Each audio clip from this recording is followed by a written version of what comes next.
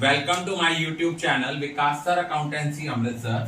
Today I am going to discuss with you regarding the topic change in PSR, that is change in profit sharing ratio. बेटा ये chapter जो है ये आपके admission retirement का base है. इसमें हम पढ़ेंगे, इसको हम रिकॉन्स्टिट्यूशन ऑफ फर्म भी कहते हैं. एक फर्म की बेटा रिकॉन्स्टिट्यूशन कब होती है? अगर पार्टनर्स के बीच में, एग्जिस्टिंग पार्टनर्स के बीच में उनकी प्रॉफिट शेयरिंग रेशियो चेंज हो रही है, या कोई नया पार्टनर एडमिट करता है, या कोई पुराना पार्टनर फर्म से रिटायर होता है, या डेथ होती है. तो इसमें सबसे पहले हम लोग क्या करेंगे, इसमें हम सबसे पहले पढ़ेंगे चेंज इन पीएसआर में हमने क्या करना है. सपोज हमें ओल्ड रेशियो दी है, there are three partners X, Y और जेड. इनकी ओल्ड रेशियो है 5:3:2. In future, they decided to share profit in the ratio of 3:2:1. सबसे पहले हम निकालेंगे चेंज इन शेयर कितना आया, उसको निकालने का फॉर्मूला है old share minus new share. अब हमारे पास तीन पार्टनर हैं, एक्स है, वाई है और जेड है. एक्स का पुराना शेयर है 5/10 और उनका न्यू शेयर है 3/6. 3/10 minus 2/6, 2/10 minus 1/6. इसका एलसीएम आया 30. 15 minus 15, ये आपका आया 9 minus 10 over 30. नेक्स्ट आपका हमारा आता है 2/10 minus 1/6.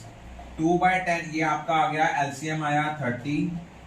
इसको हमने किया 6 minus 5, ये 0 हो गया चेंज. ये नेगेटिव का चेंज आया 1/30, ये पॉजिटिव का चेंज आया 1/30. जिनका चेंज नेगेटिव आएगा, नेगेटिव चेंज वाले को हम क्या कहेंगे? जिसका नेगेटिव चेंज आ रहा है ये क्या है? Gaining share. और इस पार्टनर को हम क्या कहेंगे? ये क्या है? Gaining partner. और जिसका चेंज इन प्रॉफिट पॉजिटिव आ रहा है ये क्या है? उसका सैक्रिफाइसिंग शेयर. और इस पार्टनर को हम क्या बोलेंगे? Sacrificing partner. दोबारा सुन लो बेटा, जिसका चेंज इन शेयर नेगेटिव आएगा वो आपका गेनिंग शेयर है और उस पार्टनर को बोलेंगे गेनिंग पार्टनर. जिसका चेंज इन शेयर पॉजिटिव आएगा वो आपका सैक्रिफाइसिंग शेयर है और उस पार्टनर को क्या बोलेंगे? Sacrificing partner. उसको हम बोलेंगे सैक्रिफाइसिंग पार्टनर. तो पहले हमारे जो इस चैप्टर का बेस है वो इससे शुरू होता है. अब सपोज कर लो, इस केस में यूजुअली एग्जामिनर एक क्वेश्चन पूछता है या 1 मार्क का क्वेश्चन आता है, Who will compensate to whom in case of change in profit sharing ratio? Who will compensate to whom? Answer will be gaining partner will compensate to sacrificing partner. Gaining partner किसको compensate करेगा? Sacrificing partner को. अब इस question में suppose आता है treatment of goodwill. उसको हम कैसे कंसिडर करते हैं? ट्रीटमेंट ऑफ गुडविल आप लोगों ने गुडविल वाले चैप्टर में पढ़ा था. वो क्या था? गुडविल वाले चैप्टर में हमने एक चीज बड़े अच्छे तरीके से पढ़ी थी, that is accounting standard 26. Accounting standard 26 क्या कहता है? अकाउंटिंग स्टैंडर्ड 26 कहता है हम बुक्स ऑफ अकाउंट्स में उसी गुडविल को रिकॉर्ड करते हैं जो आपकी परचेज गुडविल है. सेल्फ जनरेटेड गुडविल को रिकॉर्ड नहीं करते. मींस बैलेंस शीट में एज एन एसेट उसी गुडविल को शो करेंगे जो गुडविल आपकी परचेज गुडविल है.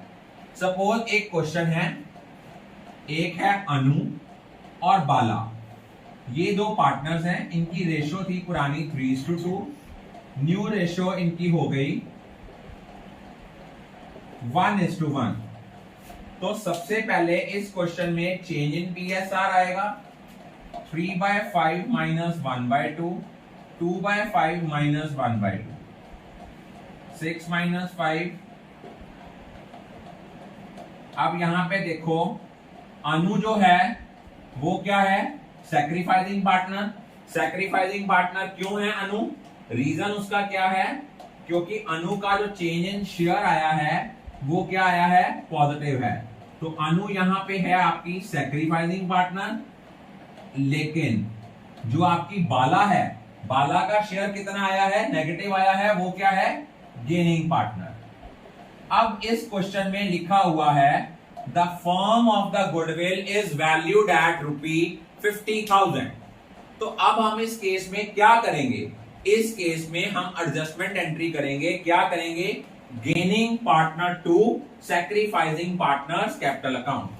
हम करेंगे Anuj capital account debit to Balas capital account, लेकिन अमाउंट कौन सी आएगी? 50,000 है। 50,000 का 1/10 अनु की कैपिटल को 5,000 के साथ डेबिट करेंगे और बाला की कैपिटल को 5,000 के साथ क्या करेंगे? क्रेडिट करेंगे। अगर यही क्वेश्चन में लिखा होता कि पार्टनर की कैपिटल फिक्स्ड है, फिक्स्ड कैपिटल के केस में ये एंट्री चेंज होके हो जानी थी Anuj current account debit to Balas current account with 5,000। अब एक और चीज है, एक आज एक नया कंसेप्ट क्या आया है, वहां लिखा हुआ है गुडविल रेज्ड करके राइट ऑफ करो। जब हमने रेजिंग एंड राइटिंग ऑफ वाला कंसेप्ट आया है, इसके थ्रू भी हम एडजस्ट कर सकते हैं। एडजस्टमेंट पहले हम रेज करेंगे, तब एंट्री आएगी goodwill account debit to all partners capital account in old ratio. जब हम इसको राइट ऑफ करेंगे, एंट्री आएगी all partners capital account debit to goodwill in new ratio. याद रखना, जब रेज्ड करके राइट ऑफ करना है तो रेजिंग के टाइम पे जो हमने एंट्री डालनी है वो इन ओल्ड रेशियो डालनी है, और राइट ऑफ के टाइम पे जो एंट्री डालनी है वो हमने किससे डालनी है? न्यू रेशियो से। सपोज यही क्वेश्चन होता तो इस क्वेश्चन में हमारी एंट्री आनी थी goodwill account debit 50,000 to Anuj capital account 30,000 to Balas capital account 20,000। और जब हमने इसको राइट ऑफ करना था उस केस में अनु और बाला की कैपिटल को डेबिट करना था, लेकिन किस रेशो में करना था? न्यू रेशो में। एंट्री आनी थी Anil's capital account debit बालास capital account debit. उनकी न्यू रेशो इक्वली थी 25,000 टू गुडविल। अल्टीमेटली देख लो उसका नेट इफेक्ट वही आया जो आपकी एडजस्टमेंट एंट्री का नेट इफेक्ट आया था। लेकिन अगर कोई एग्जिस्टिंग गुडविल है जो ऑलरेडी बैलेंस शीट में स्टैंड कर रही है, अगर आपने एग्जिस्टिंग गुडविल को राइट ऑफ करना है, इसको ओल्ड रेशो में ही करना है। याद रखना, अगर गुडविल रेज करके राइट ऑफ करनी है तो राइट ऑफ न्यू रेशो में करनी है, लेकिन अगर कोई गुडविल जो आपकी ऑलरेडी एग्जिस्ट कर रही है उसको अगर हमने राइट ऑफ करना है, उसको हमने ओल्ड रेशो में करना है। I think all of you are clear about it. Today I am going to discuss about workman compensation reserve. Workman compensation reserve क्या होता है? वर्कमैन कंपनसेशन रिजर्व हम इसलिए क्रिएट करते हैं कि ड्यूरिंग द वर्क अगर हमारे वर्कर्स को, एम्प्लॉइज को काम करते हुए कोई इंजरी हो जाती है तो वहां से हम उसको कंपनसेट कर सकें। इनके 3 केसेस हैं। वर्कमैन कंपनसेशन रिजर्व के अगेंस्ट पहला केस, अगर उसके अगेंस्ट कोई क्लेम अराइज नहीं होता तो हम क्या करते हैं, जितना वर्कमैन कंपनसेशन रिजर्व होता है वो सारा का सारा डिस्ट्रीब्यूट कर देते हैं पार्टनर्स में in their old profit sharing. अब हम वर्कमैन कंपनसेशन रिजर्व को डेबिट क्यों करेंगे? क्योंकि जितने भी प्रोविजन और रिजर्व होते हैं they are always having credit balance. उस इफेक्ट को खत्म करने के लिए हम इसको डेबिट करेंगे। Journal entry will be workman compensation reserve account debit to all partners capital account. If the claim arises against it, इसके दो केसेस हैं। अगर क्लेम जो अराइज होता है वो वर्कमैन कंपनसेशन रिजर्व जो एग्जिस्ट कर रहा है उससे लेस देन है। सपोज वर्कमैन कंपनसेशन रिजर्व है 50,000 का और उसके अगेंस्ट क्लेम अराइज हो रहा है 40,000 का, तो एंट्री होगी workman compensation reserve account debit 50,000 to claim against workman compensation reserve और फंड 40,000। जो रेस्ट हमारा बैलेंस आएगा उसको ऑल पार्टनर्स में डिस्ट्रीब्यूट करेंगे इन their old profit sharing. Third case है अगर हमारा जो क्लेम अराइज होता है that is more than the amount of workman compensation reserve that existed in the balance sheet. For example workman compensation reserve exist कर रहा है 50,000 का और क्लेम अराइज हुआ है 60,000 का। जितना हमारा क्लेम ओवर एंड एक्सेस होगा as comparative to existing fund उसको हम कहां ट्रांसफर करेंगे, रिवैल्यूएशन अकाउंट में। तो एंट्री क्या बनेगी, workman compensation reserve account debit 50,000, उसके अगेंस्ट क्लेम कितना अराइज हुआ 60,000। जितना ओवर एंड एक्सेस क्लेम है as comparative to the existed reserve that will be transferred to revaluation. Is it clear now? और उसके बाद नेक्स्ट क्या करेंगे, रिवैल्यूएशन का जो बैलेंस होगा उसको हम ट्रांसफर करेंगे ऑल पार्टनर्स कैपिटल में in their old profit sharing ratio. Entry will be revaluation all partners capital account debit to revaluation account. ये जो 10,000 है इस 10,000 को सारे पार्टनर्स में डिस्ट्रीब्यूट करेंगे in old ratio. I think all of you are clear about it. You discuss about the topic investment fluctuation fund. बेटा investment fluctuation fund क्या होता है? इन्वेस्टमेंट फ्लक्चुएशन फंड हम इसलिए बनाते हैं कि कल को इन्वेस्टमेंट की वैल्यू फ्लक्चुएट करती है, वैल्यू कम होती है, उसके लिए हम पहले से प्रोविजन क्रिएट करके रख देते हैं। तो इन्वेस्टमेंट फ्लक्चुएशन फंड की क्या अकाउंटिंग ट्रीटमेंट होती है in case of change in PSR, आज हम वो डिस्कस करेंगे। पहला केस है अगर मार्केट वैल्यू ऑफ इन्वेस्टमेंट जो है ये उतनी ही है जितनी बुक वैल्यू है। Suppose book value of investment अगर 50,000 है तो मार्केट वैल्यू ऑफ इन्वेस्टमेंट भी 50,000 है।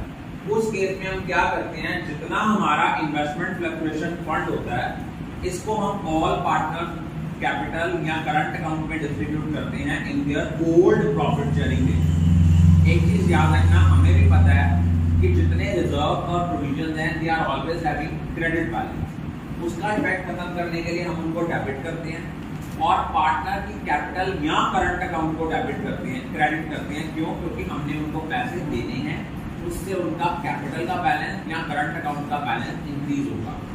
कब टर्म कैपिटल यूज करनी है, कब टर्म करंट यूज करना है, ये डिपेंड करता है कि कैपिटल कैसी है। अगर उनकी कैपिटल फिक्स्ड है तो उसके लिए हम वर्ड यूज करेंगे पार्टनर्स करंट अकाउंट। अगर कैपिटल फ्लक्चुएटिंग है तो हम टर्म यूज करेंगे पार्टनर्स कैपिटल अकाउंट। कब यूज करेंगे जब फ्लक्चुएटिंग है। अगर फिक्स्ड कैपिटल है तो हम उसके लिए टर्म यूज करेंगे partners current account. Second case है अगर मार्केट वैल्यू ऑफ इन्वेस्टमेंट जो है वो कम है बुक वैल्यू से। Suppose book value of investment है 50,000, मार्केट वैल्यू है 40,000, फ्लक्चुएशन आई 10,000 की।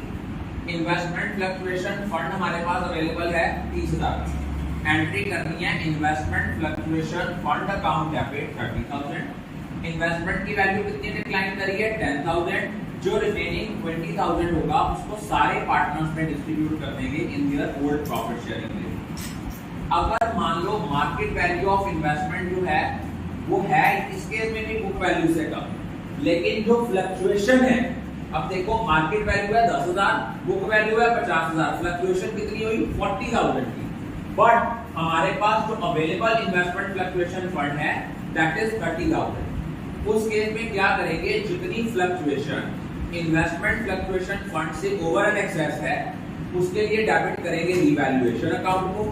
यहाँ पे एंट्री बनेगी investment fluctuation fund account debit 30,000, revaluation account debit 10,000 to investment account 40,000। अब ये रिवैल्यूएशन का लॉस है, इसको सारे पार्टनर्स के कैपिटल या करंट अकाउंट में डिस्ट्रीब्यूट करेंगे इन their old profit sharing ratio. लेकिन अगर मान लो वैल्यू बढ़ गई, इन्वेस्टमेंट फ्लक्चुएशन फंड तो यूज ही नहीं हुआ।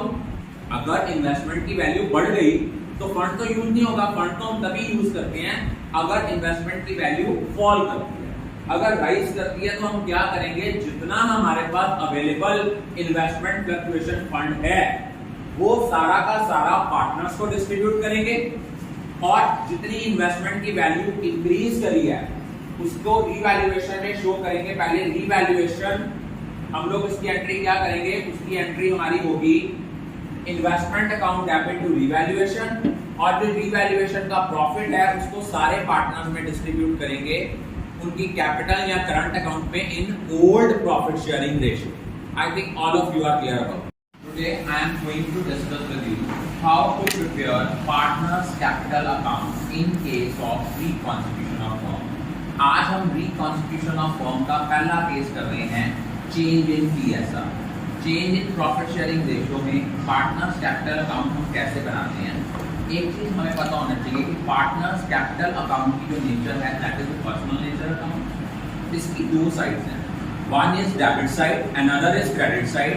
जो ट्रांजैक्शन पार्टनर के कैपिटल बैलेंस को इंक्रीज करती हैं that will be shown on the credit side, और जो ट्रांजैक्शन पार्टनर के कैपिटल बैलेंस को रिड्यूस करती हैं that will be shown on the debit side. यहाँ लिखेंगे by balance brought down. By balance brought down तब आएगा अगर बैलेंस शीट में पार्टनर का कैपिटल बैलेंस लायबिलिटी साइड पे है। यूजुअली लायबिलिटी साइड पे होता है, लेकिन in certain circumstances it can be given on asset side.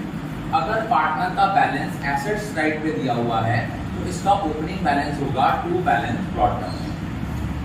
जैसे मैंने आपके साथ डिस्कस किया कि जो ट्रांजैक्शन पार्टनर के कैपिटल बैलेंस को इंक्रीज करती हैं वो क्रेडिट साइड पे आती हैं, तो उसमें रीवैल्यूएशन का अगर प्रॉफिट हो रहा है एंट्री क्या बनती है, revaluation account debit to all partners capital account in their old profit sharing ratio. तो जब पार्टनर का कैपिटल अकाउंट बनाएंगे it will be shown as by revaluation account. अगर जर्नल रिजर्व है और ये नहीं कहा कि इसको एडजस्टमेंट एंट्री करनी है या नॉट टू बी डिस्ट्रीब्यूटेड है, तो सिंपल हम जर्नल रिजर्व को क्या करते हैं, journal reserve account debit to all partners capital account in their old profit sharing ratio। तो partners capital में it will be shown as by journal reserve।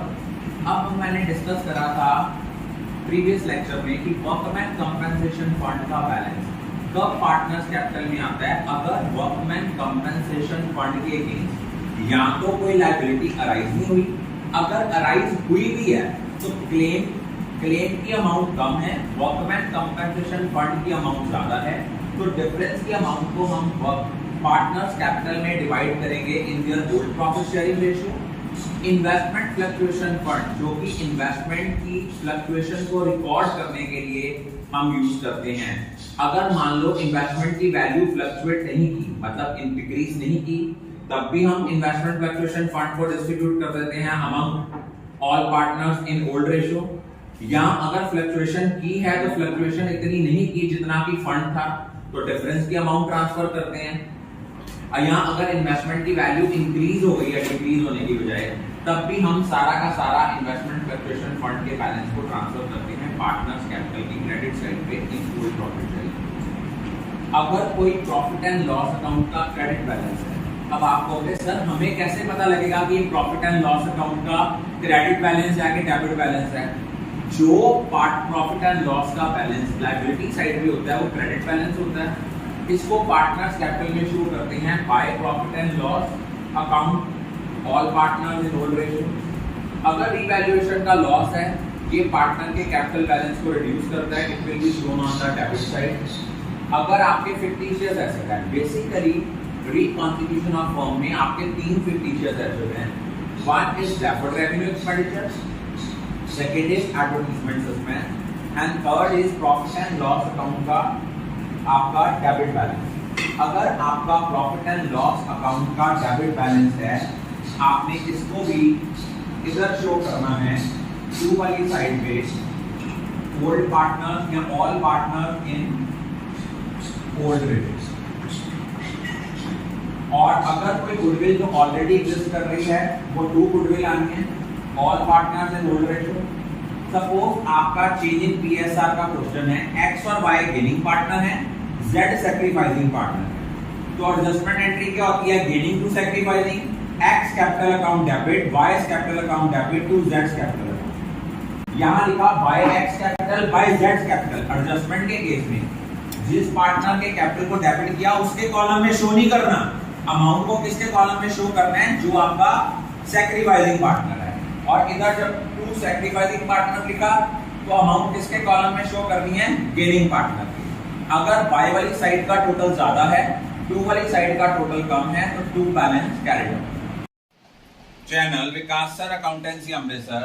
Today I am going to discuss about concept of revaluation account. बेटा revaluation account जो है ये हमारा base है reconstitution of firm का। Reconstitution कब होती है, जब हमारी प्रॉफिट शेयरिंग रेशो चेंज होती है, कोई नया पार्टनर बिजनेस में एडमिट करता है, पुराना पार्टनर रिटायर होता है या किसी पार्टनर की डेथ होती है, उसको बोलते हैं रिकॉन्स्टिट्यूशन। रीवैल्यूएशन अकाउंट कब बनाते हैं, जब भी रिकॉन्स्टिट्यूशन होती है हमें अपने एसेट्स और लायबिलिटीज को रीवैल्यू और रीअसेस करना पड़ता है।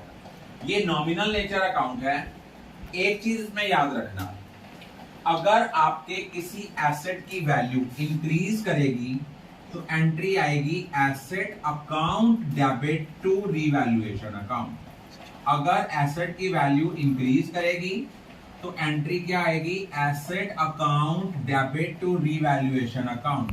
ये कब आएगी, अगर आपके किसी एसेट की वैल्यू इंक्रीज हो रही है।